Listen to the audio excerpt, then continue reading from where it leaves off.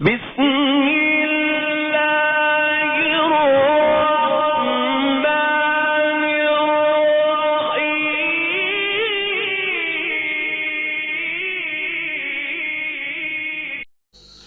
الحمدللہ رب العالمین وصلی اللہ علی نبینا محمد وعلی آلہ وصحبہ اجمعین اما بعد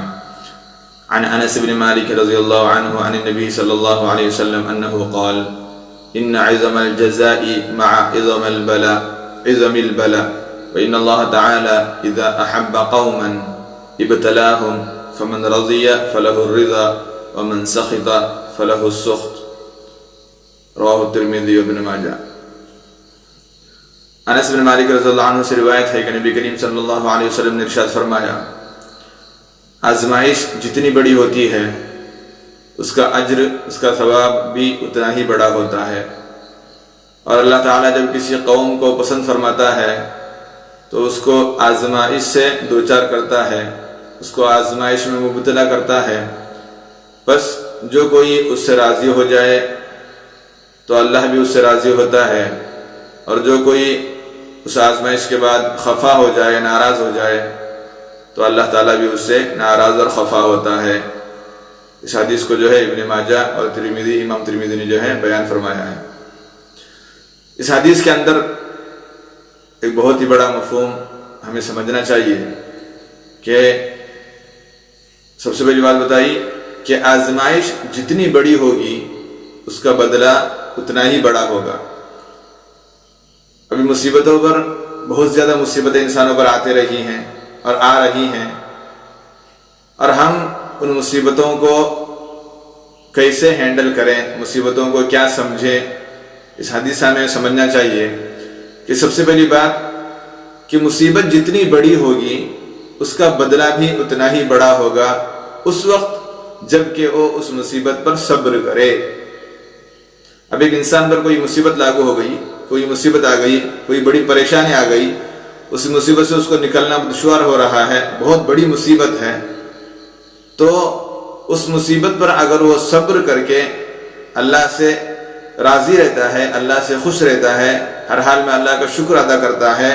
تو اس کی بنا پر اس کے لیے بہت ہی بڑا اجر اور بہت ہی بڑا ثواب انشاءاللہ آخرت میں ملے گا۔ اگر کوئی شخص مصیبت کے آنے کے بعد ناراض ہوتا ہے یا دل میں اس کی ناراضگی ظاہر ہوتی ہے، چاہے وہ زبان سے ناراضگی ظاہر نہ کرتا ہو لیکن اس کے دل کے اندر ذرا سی بھی ناراضگی ہوتی ہو، تھوڑی سی مصیبت آنے پر وہ خفا ہو جاتا ہے، تھوڑی سی مصیبت آنے پر وہ غصہ ہو جاتا ہے، تھوڑی سی ایک پریشانی آنے پر وہ اچانک بوکھلا جاتا ہے یا ناراض ہو جاتا ہے، تو اس ناراضگی کی بنا پر اللہ بھی اس سے ناراض ہو جاتا ہے، اور اس مصیبت کی بنا پر اس کے لیے کوئی ثواب نہیں ملتا۔ ابھی ہمیں یہ سمجھنا چاہیے کہ آج کل جو ہے انسانوں پر بہت زیادہ مصیبتیں آ رہی ہیں، بہت زیادہ پریشانیاں ہو رہی ہیں، انسان ہر حال میں پریشان ہے، ہر حال میں مصیبت میں مبتلا ہے، تو یہ ہمارے لیے اللہ کی طرف سے بہت بڑی آزمائش ہوگی، بہت بڑی آزمائش ہو رہی ہے، تو ہمیں اس حال میں، اس آزمائش میں صبر کر کے جمے رہنا ہوگا، ڈٹے رہنا ہوگا، اور ہر حال میں اللہ کا شکر ادا کرتے رہنا ہوگا، تبھی جا کر جو ہے ہمیں اس کے بدلے میں کل قیامت کے دن جو ہے انشاءاللہ بہت ہی بڑا اجر اور بہت ہی بڑا ثواب ملنے والا ہے۔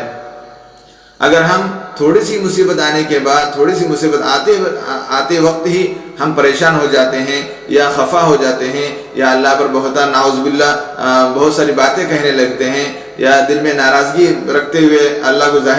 کسی کو ظاہر کیے بنا دل میں ہی ناراضگی اپنے دبا کے رکھتے ہیں یا ناراضگی ظاہر ہوتی ہے، تو اس کی بنا پر ہمارا ثواب پورا باطل ہو جائے گا۔ ہم سے اللہ، جیسے ہم اللہ سے ناراض ہوئے ہیں اسی طرح ہم سے بھی اللہ ناراض ہو جائے گا، نعوذ باللہ۔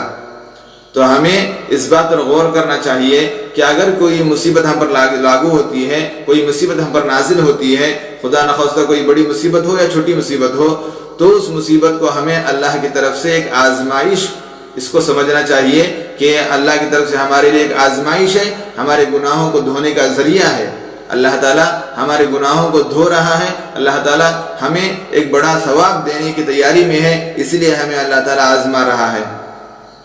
اسی آزمائش کی بنا پر جو ہے ہم اس آزمائش میں صبر کر کے ڈٹے رہیں گے، جمے رہیں گے، تو انشاءاللہ اسی صبر کی بنا پر جو ہے اللہ تعالیٰ ہم سے خوش ہوگا اور ہمیں اس کے بدلے میں کل قیامت کے دن بہت ہی بڑا اجر انشاءاللہ ہمیں دینے والا ہے۔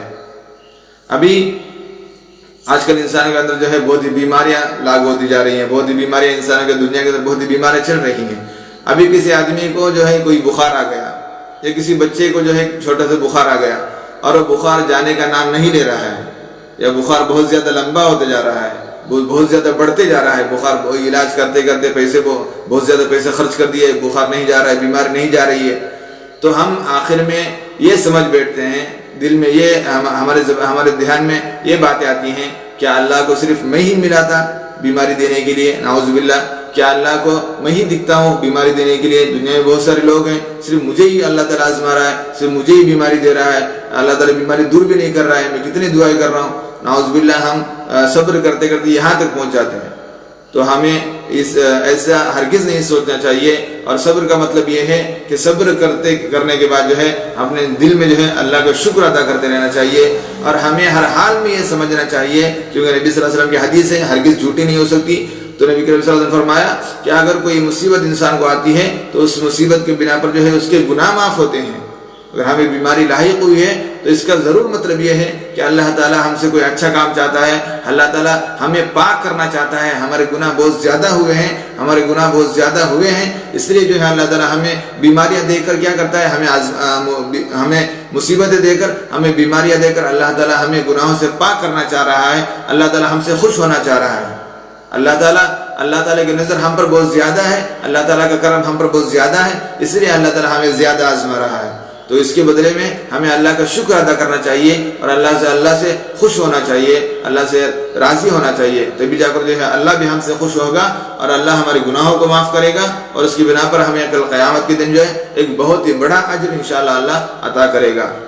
تو ہمیں یہ سمجھنا چاہیے کہ اللہ تعالیٰ جو بھی ہمیں بیماری عطا کرتا ہے، یا جو بھی مصیبتیں ہم پر نازل ہوتی ہیں، یہ صرف اور صرف اللہ کی طرف سے ہمارے لیے ایک آزمائش ہوگی، اور اس آزمائش میں ہمیں صبر کر کے اللہ سے راضی ہو کر خوشی خوشی زندگی گزارنا ہے، تو اللہ تعالیٰ بھی ہم سے خوش ہوگا، اور کل قیامت کے دن ہمیں اس کے بدلے میں بہت ہی بڑا اجر اللہ تعالیٰ عطا کرے گا۔ اللہ تعالیٰ ہمیں صحیح دین کی سمجھ عطا فرمائے، آمین۔ السلام علیکم ورحمۃ اللہ وبرکاتہ۔